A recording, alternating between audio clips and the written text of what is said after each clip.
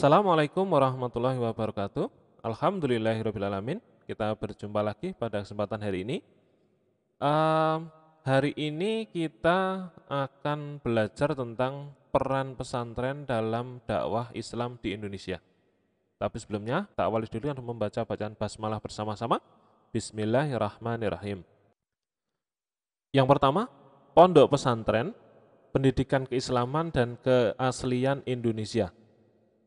Pondok pesantren termasuk lembaga pendidikan yang sudah sangat lama ada di Indonesia, sehingga begitu mengakar dengan budaya bangsa, serta mampu mempertahankan eksistensinya dari berbagai ujian.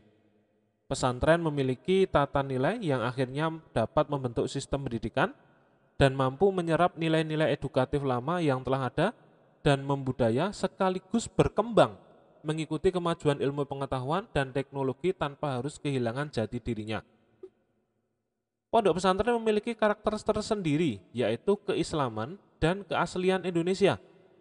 Maksudnya adalah sebagai lembaga pendidikan yang identik dengan keislaman, sekaligus orisinal atau asli dari Indonesia, dengan ciri khas memiliki padepokan atau asrama untuk tempat tinggal peserta didik yang biasa disebut dengan santri.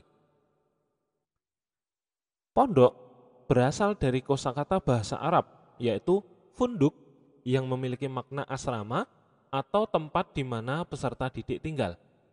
Adapun pesantren berasal dari kosakata lokal yaitu cantrik yang bermakna siswa atau peserta didik. Dengan demikian, pondok pesantren merupakan perpaduan kosakata bahasa Arab dan lokal.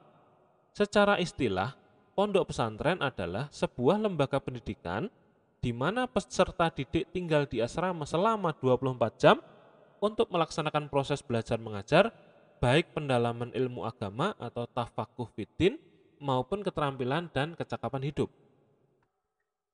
Yang kedua, pendidikan pesantren sebagai sarana dakwah.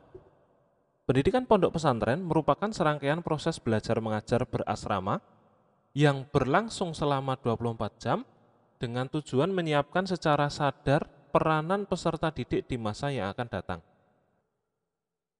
Hal tersebut dilakukan melalui kegiatan bimbingan, pengajaran, dan latihan, baik secara konvensional maupun sudah mengalami sentuhan metode modern. Menurut Agus Sunyoto, di dalam buku Atlas Wali Songo, usaha dakwah Islam yang dijalankan Wali Songo melalui pendidikan mengalami proses akulturasi dengan budaya dan agama sebelumnya.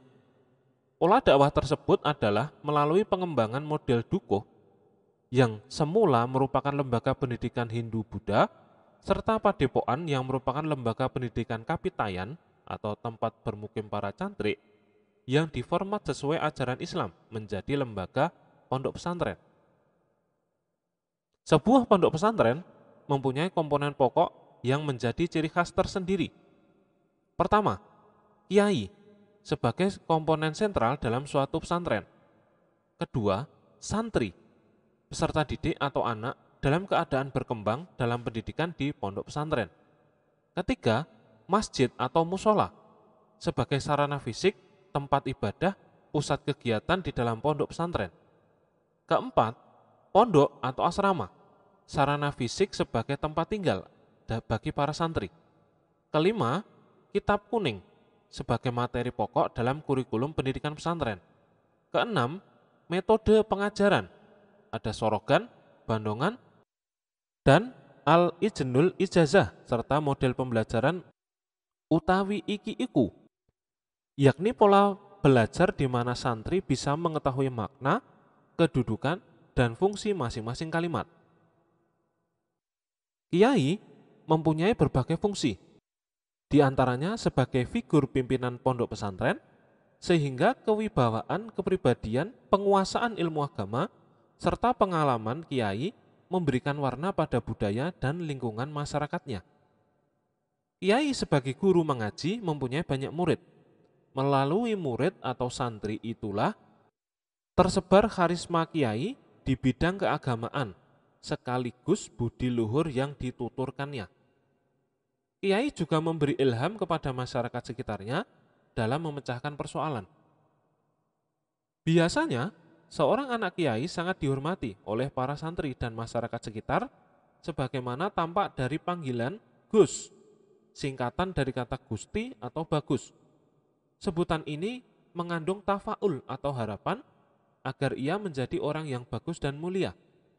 Oleh karena itu, anak kiai atau yang disebut Gus mempunyai kesempatan yang luas untuk memimpin sebuah pondok pesantren.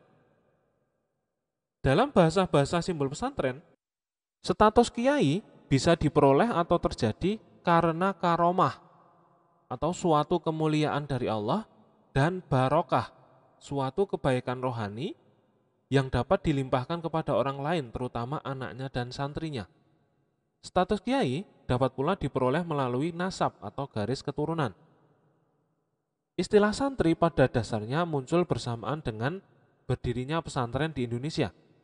Santri yang dikenal sebagai penghuni pesantren, bila dikaji tentu tidak akan lepas dari figur seorang kiai yang membentuk kepribadian dan karakternya serta sebagai lingkungan kehidupannya selama menjadi santri. Pada awalnya, bentuk pengajaran pesantren adalah halaqah, yakni lesehan di mana seorang kiai duduk bersila di tengah-tengah para santri. Kiai tersebut membacakan atau menyimak kitab tertentu di hadapan para santrinya. Demikian materi kita pada hari ini tentang peran pesantren dalam dakwah Islam di Indonesia. Terima kasih. Assalamualaikum warahmatullahi wabarakatuh.